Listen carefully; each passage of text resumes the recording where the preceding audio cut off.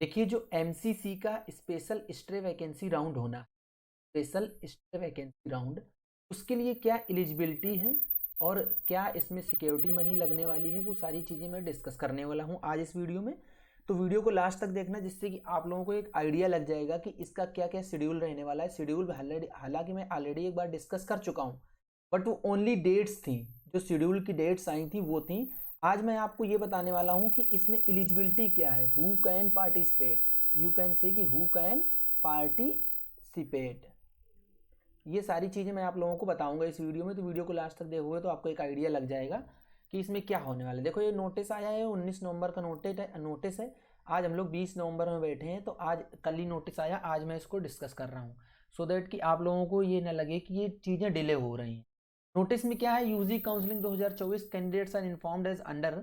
ये वही चीज़ें बता रहे हैं कि जो स्पेशल स्टे वैकेंसी राउंड होना है, जिसकी मैं बात कर रहा हूँ, स्पेशल स्टे वैकेंसी राउंड, उसके लिए कुछ सीट्स खाली रह गई हैं। उसके लिए ये प्रीसियस मेडिकल सीट्स हैं जो वो वेस्ट न जाएं, इसलिए special stray vacancy round conduct कराया जा रहा है। ठीक है, तो इसका क्या क्या शेड्यूल रहने वाला है, क्या नियम कानून कायदे क्या रहने वाले हैं, वो सारी चीज़ें मैं बताने वाला।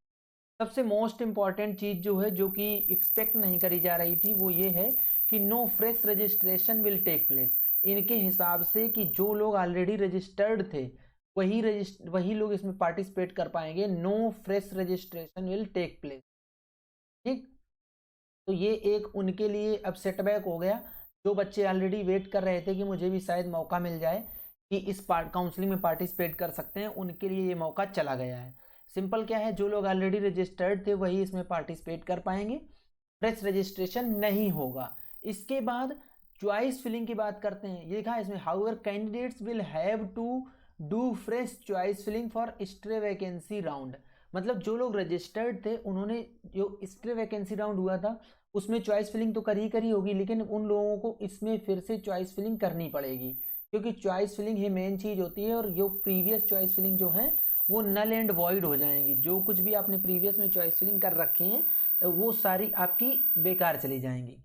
ये हो गई आपकी चॉइस फिलिंग के बाद। तो एक चीज़ तो हो गई कि आपको फ्रेश रजिस्ट्रेशन नहीं करना है किसी भी कैंडिडेट को, ना तो फ्रेश रजिस्ट्रेशन अलाउड है। जो ऑलरेडी रजिस्टर्ड कैंडिडेट है वही पार्टिसिपेट कर सकते हैं, बट चॉइस फिलिंग फ्रेश करनी है। ठीक, ये चीज़ें क्लियर हो गई।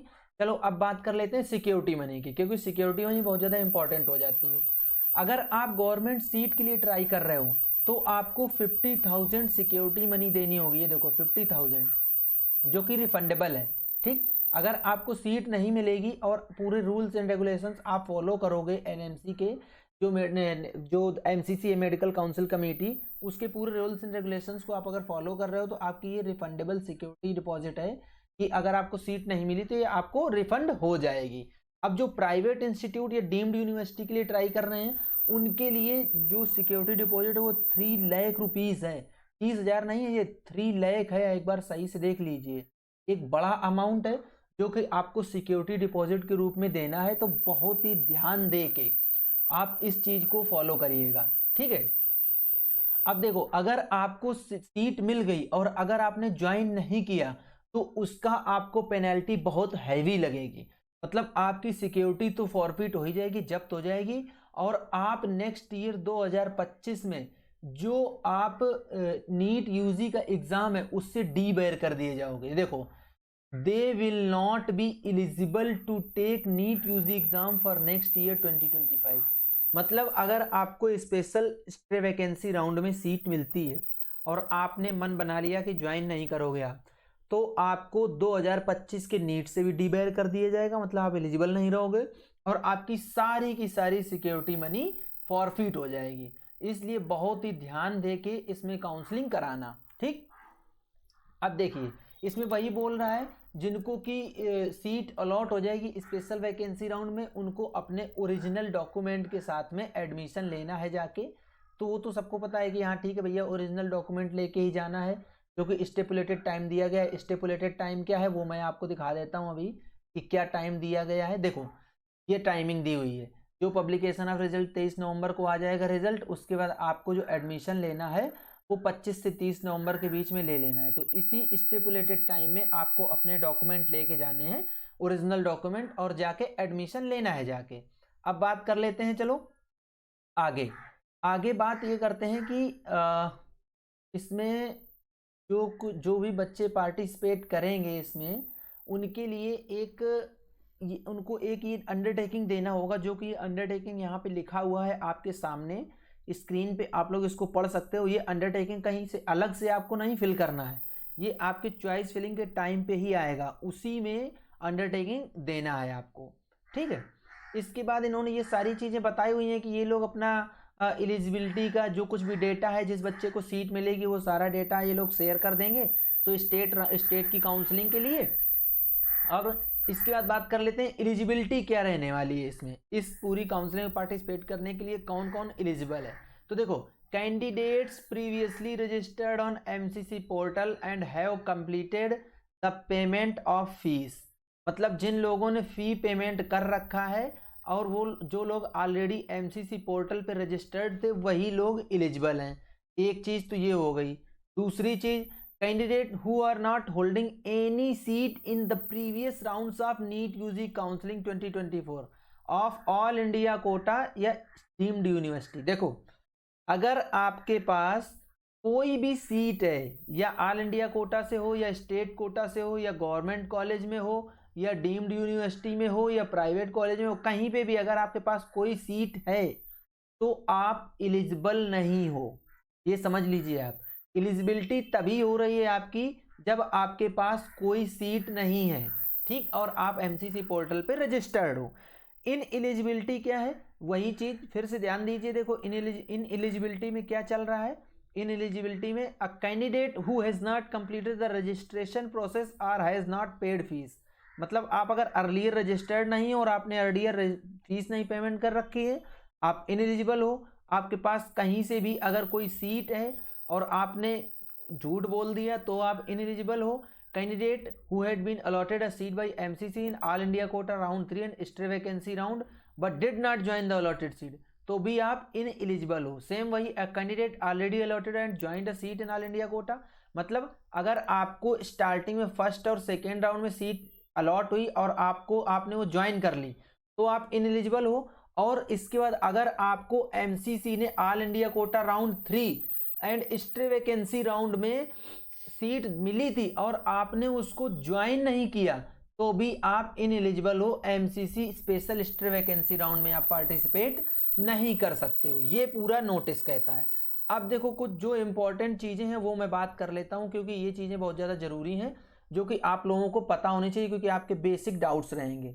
एक चीज आ जाएगी कि कट ऑफ की, आप लोग बोलोगे भैया कट ऑफ क्या रहेगा, तो वो चीज मैं डिस्कस कर देता हूं आप लोगों के सामने कि कट ऑफ क्या रहने वाला है, ठीक, क्योंकि कट ऑफ जानना बहुत ज्यादा जरूरी हो जाता है। और दूसरा क्या होता है, सीट मैट्रिक्स की, कहाँ पे कितनी सीट है और किसको किसको पार्टिसिपेट करना चाहिए। ये तीन चीजें मैं डिस्कस कर देता हूं, हु शुड पार्टिसिपेट, ठीक है। तो देखो, ये चीज जानना बहुत ज्यादा जरूरी हो जाता है, जो कि मैं दिखा देता हूं।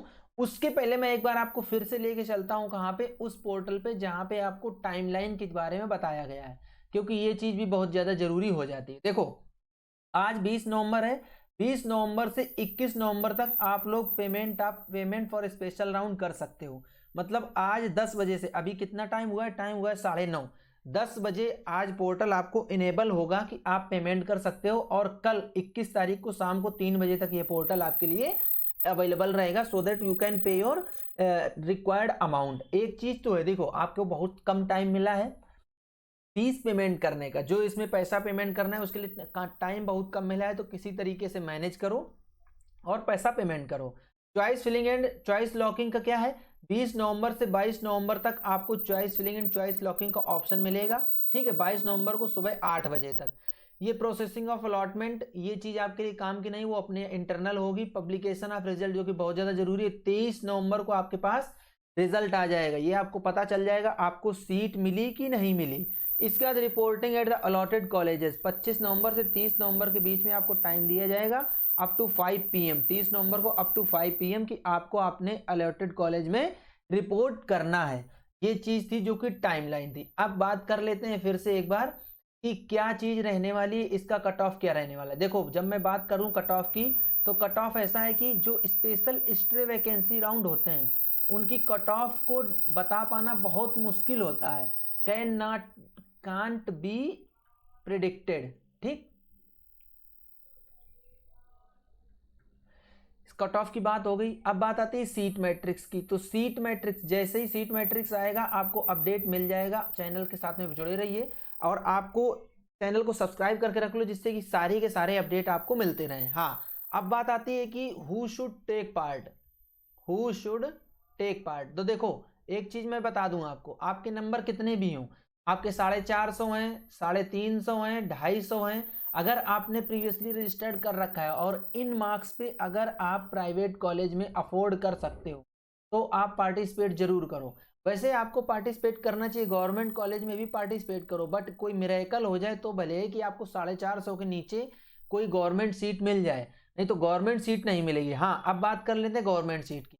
अगर आपके पास 550 प्लस मार्क्स हैं तो आप 100% पार्टिसिपेट करो और गवर्नमेंट सीट के लिए पार्टिसिपेट करो, क्योंकि कई बार ऐसा होता है कि किसी किसी स्टेट में सीट खाली रह जाती है और आपका लक अच्छा रहा तो आपको सीट मिल जाएगी। अब सीट ज़्यादा मिलने के चांसेस क्यों हैं? क्योंकि फ्रेश रजिस्ट्रेशन अलाउड नहीं है इसमें। तो जब फ्रेश रजिस्ट्रेशन नहीं अलाउड है तो बच्चे उतने ज़्यादा आएंगे नहीं, क्योंकि जो ऑलरेडी रजिस्टर्ड कैंडिडेट हैं वही लोग इसमें पार्टिसिपेट कर पाएंगे। और जिनको ऑलरेडी सीट मिल गई है, जो अच्छा जिनको सीट मिल गई है वो अपनी सीट छोड़ नहीं सकते और इसमें पार्टिसिपेट कर नहीं सकते। ठीक, तो इसलिए आप लोग इसमें पार्टिसिपेट करो। सपोज करो किसी बच्चे के 560 मार्क्स थे, उसको गवर्नमेंट कॉलेज नहीं मिला और उसने प्राइवेट सीट पे एडमिशन ले लिया है। अब वो तो दोबारा इस राउंड में पार्टिसिपेट कर नहीं सकता है, क्योंकि उसको तो डीबेयर कर रखा है कि नहीं आप पार्टिसिपेट कर ही नहीं सकते हो। और आप 550 मार्क्स लेके बैठे हो और कोई गवर्नमेंट सीट में आपका लक लग गया तो आपके लिए बेनिफिट हो जाएगा। जनरली क्या है कि जो डेस्परेट कैंडिडेट थे, जिनको ये लग रहा था कि मेरा एक साल ना बर्बाद जाए, वो अभी तक एडमिशन ले चुके हैं मोस्टली जगह पे। तो जो भी वैकेंट सीट है उसमें बहुत ज़्यादा बेनिफिट होने वाला है कैंडिडेट्स को या स्टूडेंट्स को, क्योंकि जो बच्चे अभी तक एडमिशन नहीं लिए, जो रिस्क लेके बैठे थे कि नेक्स्ट ईयर के लिए ट्राई कर लेंगे, उनके लिए हो सकता है ये एक लकी ड्रॉ निकल जाए। ये लकी ड्रॉ के तरीके काम कर सकता है कि आपको एक अच्छी सीट मिल सकती है।